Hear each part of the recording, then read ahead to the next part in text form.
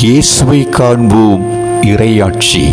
கிறிஸ்துவில் பிரியமானவர்களே, நமது ஆண்டவராகிய இயேசு கிறிஸ்துவின் உயிர்ப்பு வழியாக நமக்கு கிடைக்கின்ற ஆசீர்வாதங்கள் என்னவென்றால், முதலாவது, சீடர்கள் மரணத்தை குறித்தும் பாடுகளை குறித்தும் இயேசுவுக்கு நிகழ்ந்தது போல நமக்கும் நிகழும் என்று பயந்து கதவுகளை மூடி அறைக்குள் இருந்த பொழுது இயேசு உயிர்த்து அவர்களுக்கு தோன்றினார்.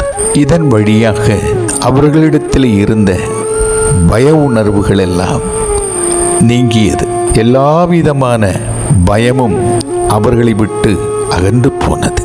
இரண்டாவதாக, அமைதியின்றி சமாதானமின்றி இருந்த அவர்களுடைய மத்தியிலே இயேசு அவர்களை பார்த்து, உங்களுக்கு அமைதி, உங்களுக்கு சமாதானம் என்று அவர்களுக்கு வெளிப்படுத்தினார்.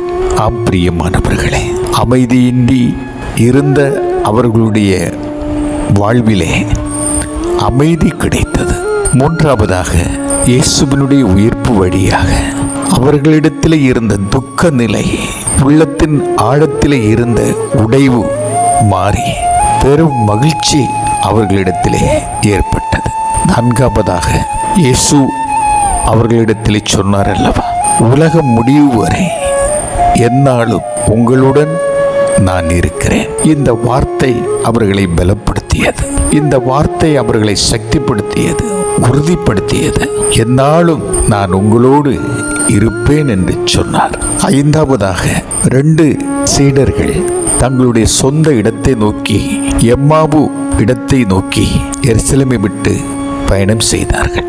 இந்த எருசலேம் டு எம்மாவு வரையிலும் 11 கிலோமீட்டர். இதை நாம் நினைக்கும் பொழுது இந்த 11 கிலோமீட்டர் தூரம் போக வேண்டிய சீடர்களுடைய வாழ்விலே அதை தாண்டி போகிறவராக இயேசு வழி நடந்தார். பாருங்கள், அந்த தூரத்தை, அந்த காலத்தை தாண்டி போகிறவராக இயேசு செயல்பட்டார்.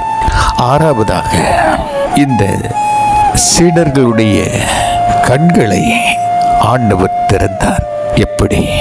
மறைநூலை விளக்கி தெளிவாக்குகையில் அவருடைய கண்கள் திறக்கப்பட்டு இயேசுவை கண்டு கொண்டார்களாம். அவருடைய கண்கள் திறக்கப்பட்டது. ஏழாவதாக, அவர் அப்பத்தை எடுத்து பிட்டு ஆசீர்வதித்து அவர்களுக்கு கொடுக்கும் பொழுது அவருடைய உள்ளம் பற்றி எரிந்தது. அந்த இருதயம், அந்த உள்ளம் பற்றி எரிந்தது என்று சொல்லப்படுகிறது. எட்டாவதாக, அவர்களுடைய விசுவாசத்தை உறுதிப்படுத்தினார். குறிப்பாக தோமையார் அவருடைய விசுவாசம், ஆண்டவரே என் தேவனே என்று வெளிப்படுத்திய அந்த விசுவாசம், இயேசு விசுவாசத்தை உறுதிப்படுத்தினார், நிலைநிறுத்தினார். ஒன்பதாவதாக, அவர்களுக்கு ஆசி வழங்கினார். பத்தாவதாக, இந்த சீடர்களுடைய வாழ்விலே உடனிருந்து செயல்பட்டார். உயிர்த்த இயேசு உடனிருந்து செயல்பட்டார் என்று சொல்லப்படுகிறது.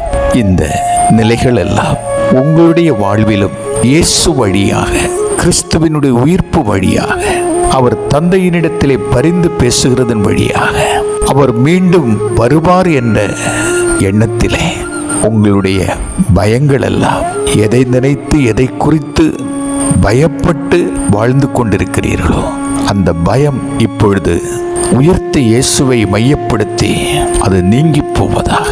அமைதி, சமாதானம் இழந்து வாழ்கின்ற உங்களுடைய வாழ்விலே உயிர்த்த இயேசு அமைதி, சமாதானம் என்று வெளிப்படுத்திய அந்த சமாதானம் உங்களுடைய உள்ளத்திலும் வாழ்விலும் குடும்பத்திலும் எல்லா நிலையிலும் இந்த சமாதானம் நிறைந்திருப்பதாக.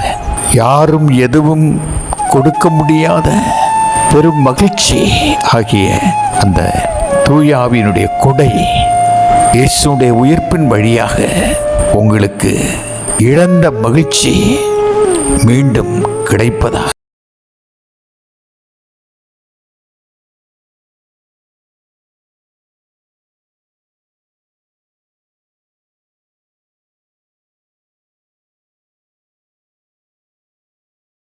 வாழக்கூடிய அந்த ஆசிரை இறைவன் உங்களுக்கு அருள்வாராக.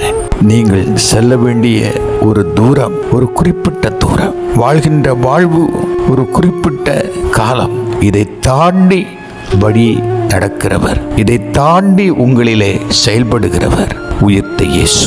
இறை வார்த்தை வழியாக சீடர்களுடைய கண்களை திறந்த ஆண்டவர் உங்களுடைய கண்களை இந்நேரத்திலே திறப்பாராக. அப்பத்தை எடுத்து ஆசீர்வதித்து அதை பிட்டு சீடர்களுக்கு கொடுக்கும்போது அவருடைய இருதயங்கள் கொழுந்துவிட்டு எரிந்தது போல உங்களுடைய உள்ளங்கள் தூயாவியின் நெருப்பினால் கொழுந்துவிட்டு எரிவதாக. விசுவாசம் குறைந்து, விசுவாசம் தளர்ந்து, விசுவாசம் இல்லாத ஒரு வாழ்வு நீங்கள் வாழ்ந்து கொண்டிருக்கிறீர்கள் என்றால், தோமையாரை உறுதிப்படுத்திய விசுவாசம் உங்களையும் உறுதிப்படுத்துவதாக. இயேசு வழங்கின ஆசீர் இப்பொழுது உங்களுக்கு கிடைப்பதாக.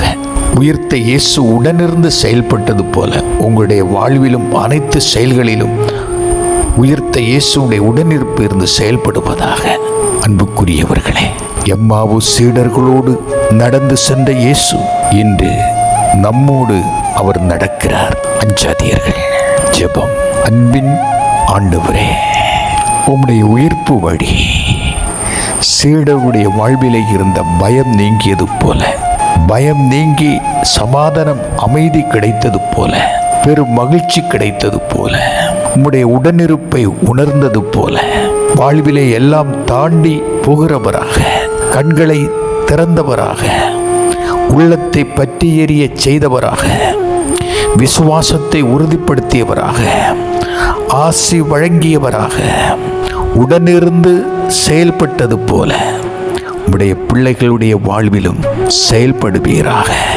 எம்மாவு சீடர்களோடு நடந்து சென்ற இயேசு இப்பொழுது இவருடைய வாழ்விலும் உடனிருந்து நடக்கும்படியாக, செயல்படும்படியாக வேண்டுகிறேன். தூய தந்தையே, ஆமென். அஞ்சாதீர்கள், அஞ்சாதீர்கள், அஞ்சாதீர்கள்.